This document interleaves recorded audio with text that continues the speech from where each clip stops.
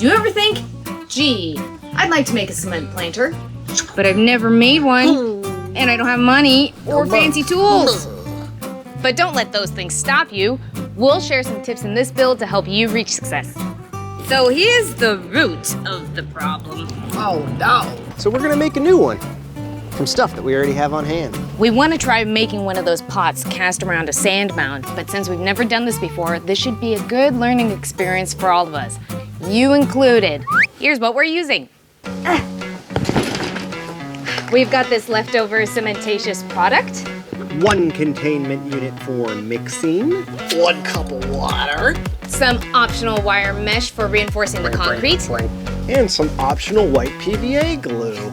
A flat scrapey thing for mixing and scraping, also known as a putty knife. A lazy Susan. 1 tube for drain holing. Some plastic to cover the workspace.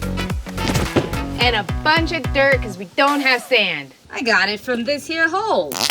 So I'm gonna start with drawing a circle for the inside diameter, which is the negative space where the plants live, and then the outside, which is the wall of the pot. Time to get messy. Keep your drying paint and white fluffy dogs away. You go away, you go away, you go away. So we're gonna mix some water into our dirt so it can hold its shape. Dirt soap, make it. Do you think it will hold its shape now? Should we give it the squeeze test? Oh, that's the ticket. Ooh. We'll be able to make something with that, methinks. We're gonna try to use this mixing tub to make the inside of our pot by packing the dirt inside and then flipping it over onto the Lazy Susan. Are you ready? Yep. You gotta be strong. You gotta use all your muscles. Moment of truth. Ooh, not bad. Not horrible. But not good. Not great. You just like this because it's messy, I'm sure. I like messy. It's fun. Oh, you're like the Betty Crocker of dirt. 1 mud pie. Whatever. Wish it was chocolate. I made this. You made that. I made this mud pie. Oh, it's beautiful. Well, that seems nice and blobby. Onward! Where are we going? To the cementy part. All right, we're gonna try approximately 1/4 glue to 3/4 water. We're gonna make it sludgy For the first coat? so that it will kind of sludgier.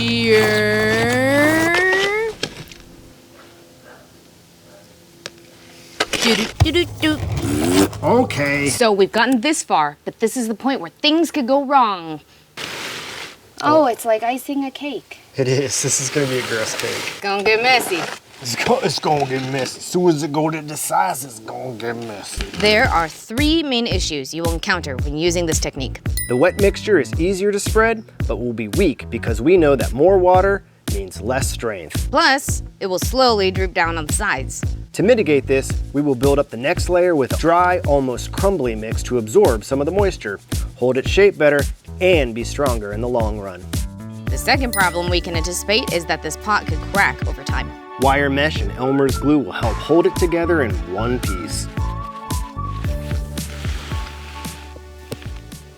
Looks like a pretty good cement blob to me. Mixture number 2, dry mix. So what do you think?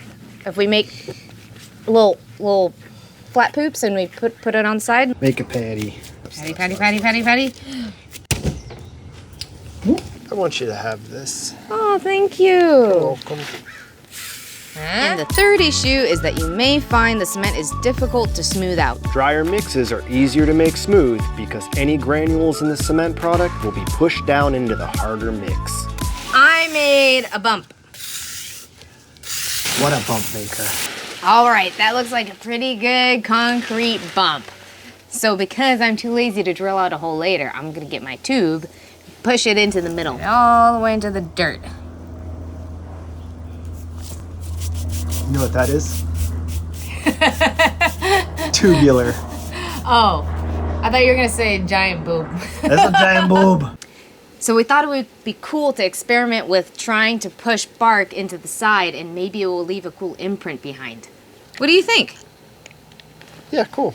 I like it. Do you like that? Just some fun texture to make it organic. Ooh. Bark impressions. Could probably carve in some detail too with just our trusty spatula.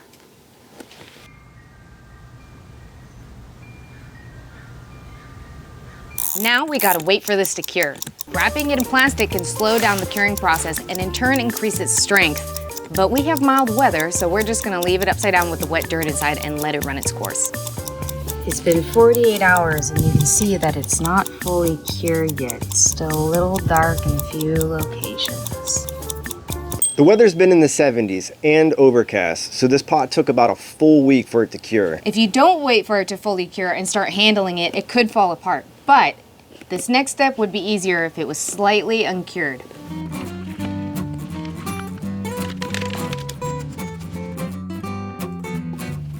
Okay, now that we've got it flipped over, you can see some of the rough edges that we're gonna try to knock down with some sandpaper. No severed fingers here. Well, check that out. Despite us not knowing what we were doing, it still became a thing. A thing. Let's go rescue those plants from the edge. Okay. Okay, let's go. We're saving you.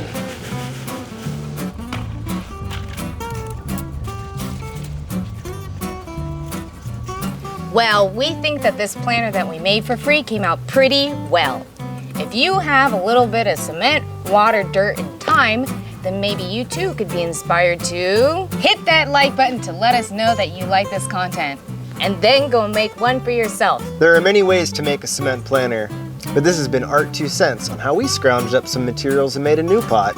Thanks for watching till the end, and hit that subscribe button if you'd like to see more content like this. See you in the garden. Bye. Hey, what did I tell you about digging in my tub? Quit digging in my tub. Huxley. Get out of my tub. Get out of there.